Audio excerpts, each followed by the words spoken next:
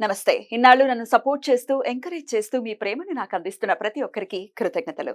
అలాగే ఈ వీడియో కూడా ఖచ్చితంగా మీకు ఉపయోగపడుతుంది. లైక్, షేర్ అండ్ సబ్స్క్రైబ్ చేసి మీ సపోర్ట్‌ని నాకు అందించండి. అలాగే ఈ వీడియో పట్ల మీకున్న అభిప్రాయాన్ని కామెంట్ సెక్షన్‌లో కామెంట్ చేసి తెలియజేయండి.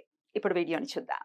నమస్తే. Welcome to our channel. నేను పద్మిని. ప్రస్తుతం మనతో పాటు ప్రముఖ ఆధ్యాత్మికవేత్త, జ్యోతిష పండితులు, హస్త సాముద్రిక నిపుణులు, న్యూమరాలజిస్ట్, దుర్గా ఉపాసకురాలు శ్రీమతి పద్మశ్రీ గారు మనతో పాటు ఉన్నారు. మాట్లాడదాం. నమస్కారం అండి. నమస్తే అమ్మా. వాస్తు కూడా మనం దశని చూసుకోవాలి, దిశని ఖచ్చితంగా చూసుకోవాలి. ఎక్కడ ఉన్నాము, మన ఏం దశ నడుస్తోంది అని రెండు ఇంటర్లింక్డ్ అయి ఉంటాయి ఖచ్చితంగా.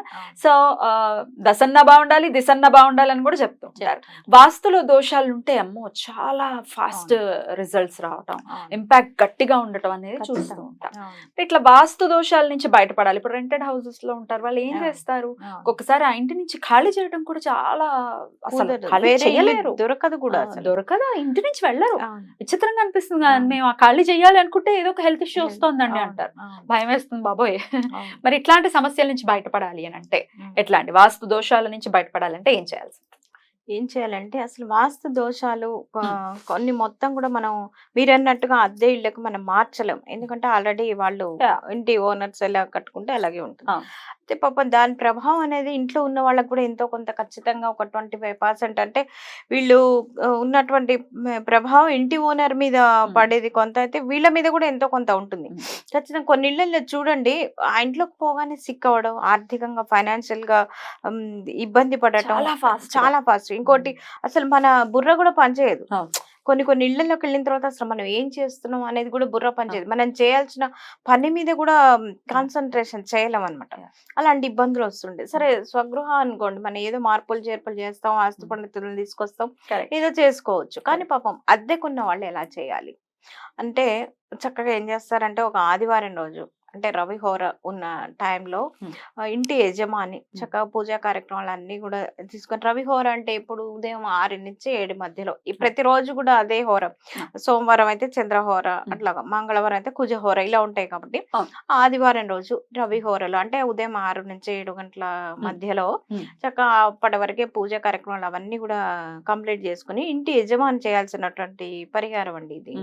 అయితే ఏం చేస్తారంటే ఒక తెల్లని వస్త్రం తీసుకొని అందులో బియ్యం కొన్ని గుప్పెడు బియ్యం, గుప్పెడు గోధుమలు, అలాగే ఇవి కర్పూరం బిళ్ళలు ఒక 21 బిళ్ళలు వచ్చేసి ఆ తెల్లని ఆ వస్త్రంలో వచ్చేసినటువంటి అవన్నీ ఒక దగ్గర మిక్స్ చేసి మూట కట్టాలి. మూటలాగా కట్టిన తర్వాత అది భగవంతుడి దగ్గర పెట్టి నమస్కారం చేసుకోవాలి. తండ్రి, మేము తెలుసు తెలియక ఇంట్లో దిగాము, ఈ వాస్తు ప్రభావం మా మీద పడకుండా నేను ఉన్నన్ని రోజులు మమ్మల్ని చల్లగా ఆర్థికంగా ఆరోగ్యంగా కూడా కాపాడు తండ్రి అని చెప్పేసి భగవంతుడిని స్మరించుకొని చక్కగా ఆ మూట తీసుకెళ్లి సింహద్వారం పైన కట్టుకోవాలి. కట్టుకొని చక్కగా రోజు కూడా నిత్యం దీపారాధన చేసినప్పుడు అగరబత్తి అనేది ఆడవారైనా చూపించవచ్చు, మగవారైనా చూపించవచ్చు, ఇబ్బంది లేదు. ఈ పరిహారం మాత్రం ఇంటి యజమాని మాత్రమే చేయాలి.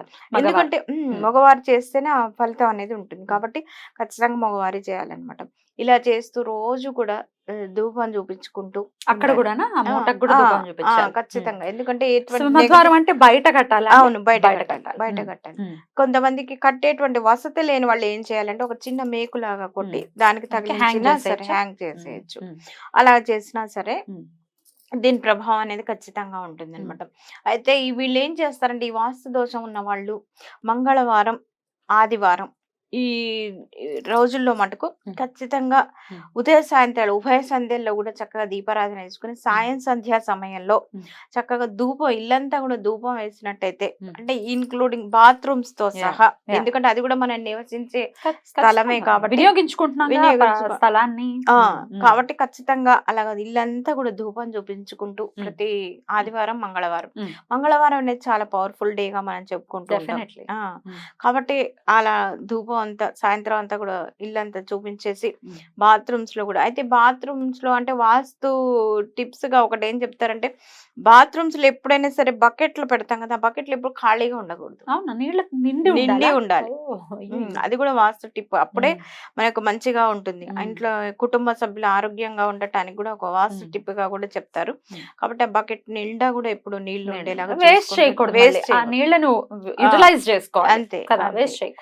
ఎప్పుడు కూడా కూడా నింపే ఉండాలి. ఉమ్, సరే ఇది ఒక సైంటిఫిక్ రీజన్ కూడా చెప్పొచ్చు. ఇదేంటి ఇంత చేస్తాం ఏంటి అంటే బాకెట్‌లో నీళ్లుంటే వాస్తుకి ఏం సంబంధం అనొచ్చు. ఉమ్, దానికి చాలా సైంటిఫిక్ రీజన్ కూడా ఉంటుంది. ఇప్పుడు ఎవరైనా సరే బాత్రూమ్‌కెళ్ళొస్తారు. వెళ్ళి రాగానే బకెట్‌లో నీళ్ళు లేకపోతే అలా బద్ధకంతో పిల్లలైనా సరే ఉమ్. అలా కాళ్ళు పోయకుండా కడుక్కోకుండానే బయటికి నీళ్లు వచ్చేస్తారు. పోయకుండా దానివల్ల ఏమవుతుంది ఉమ్, బ్యాక్టీరియా ఫార్మ్ అవుతుంది. ఉమ్. మన పూర్వీకులు మన హిందూ ధర్మశాస్త్రంలో ఏది చెప్పినా చక్కగా ఒక సైంటిఫిక్‌గా Definitely. ముడిపడినటువంటి ఇవే చెప్తారు తప్ప ఆరోగ్యానికి లింక్ అయి ఉంటుంది లింక్ ఏం అయి ఉంటుంది. చెప్పినా ఏది చెప్పినా. ఉమ్, కాకపోతే అది అర్థం చేసుకున్న వాళ్ళేంటంటే yeah, చాదస్తం కింద తీసి పారేస్తారు. కానీ right, ప్రతి దానికి మీరు చూడండి correct. ప్రతి ఒక్క విషయానికి కూడా ఉంటుందన్నమాట. చాదస్తం అనడానికి లేదండి, కరోనా వచ్చిన తర్వాత అందరికి అర్థమైంది. అందరికి ఓ అర్థమైంది. సనాతన ఆ, ధర్మం చాలా చాలా గొప్పది అని కరెక్ట్ గానే చెప్పిందని అర్థమైంది. అర్థమైంది. ఇప్పుడు ఏం పెద్దగా వాగట్లేదు, మా ఉమ్, నోళ్ళు ఉమ్, మూతలు పడ్డాయి. ఉమ్, ఉమ్.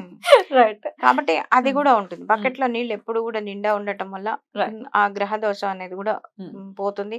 ఇంట్లో వాస్తు కూడా ప్రశాంతంగా ఉంటుంది. ఇంటి కుటుంబ సభ్యులు కూడా హాయిగా ఉమ్, ఆనందంగా ఆరోగ్యంగా కూడా ఉండటానికి ఉంటుంది అని చెప్పేసి ఇంట్లో ప్రతిరోజు కూడా దైవతారాధన ఖచ్చితంగా చెయ్యాలి. ఆడవారు మగవారు ఎవరో ఒకళ్ళు అందులో ఈ కలి ధర్మంలో భగవంతుడిని ఒక్కసారి స్మరించినంతనే ముక్తి అనేది లభిస్తుంది కాబట్టి Right. అని చెప్పుకుంటూ ఉంటాం కాబట్టి ఖచ్చితంగా చిన్న పెద్ద ఆడ మగ తేడా లేకుండా భగవన్నామ స్మరణ పిల్లలకు కూడా అలవాటు చేయాలి. రైట్ అండి. ఇప్పుడు మీరు చెప్పినటువంటి ఇది ఏదైతే ఉందో గోధుమలదే అలాగే బియ్యం మూట ఏదైతే ఉందో అది ఒకవేళ చెదిరితే ఎప్పుడు తీయాలి, ఏం చేయాలి దాన్ని, ఒకవేళ ఏదైనా చిరిగిపోయింది, కింద అవును. పడింది, ఇట్లా రకరకాలు ఉంటాయి అవును కదా. అవును అయినప్పుడు ఏం చేయాలంటే అది మనం చూసుకుంటూ ఉంటాం కాబట్టి ఎలాగో ఉమ్, అందుకే మనం అందులో ఏం చేస్తున్నాం కర్పూరాన్ని కలుపుతున్నాం. ఉమ్, కర్పూరం ఎందుకు ఈ బ్యాక్టీరియా ఫామ్ అవ్వకుండా రానివ్వదు. పురుగులు రానికుండా ఉండటానికి కర్పూరం కూడా ది బెస్ట్ రెమెడీగా చెప్పుకుంటారు అనమాట. ఆ గోధుమలు కానీ ఆ ధాన్యం పురుగు పట్టకుండా ఉండటానికి ఉంటుంది. అయినా సరే పట్టిందండి, పట్టింది ఆ కర్పూరం కరిగిపోయి పట్టింది అంటే ఏం చేస్తారంటే అమావాస్యకు ముందు ఉమ్, ఆ ఉమ్, అది మళ్ళీ మూట అంతా విప్పేసి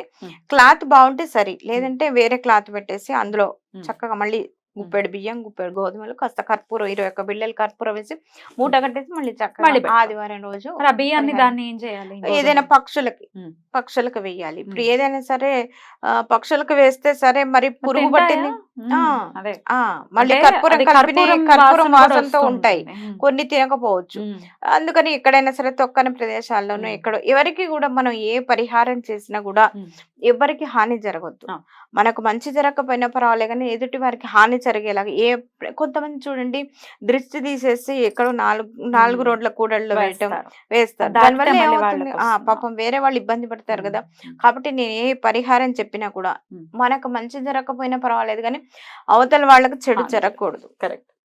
అది ధర్మంగా ఉంటేనే మనకు ఆ భగవంతుడు అండగా ఉంటాడు.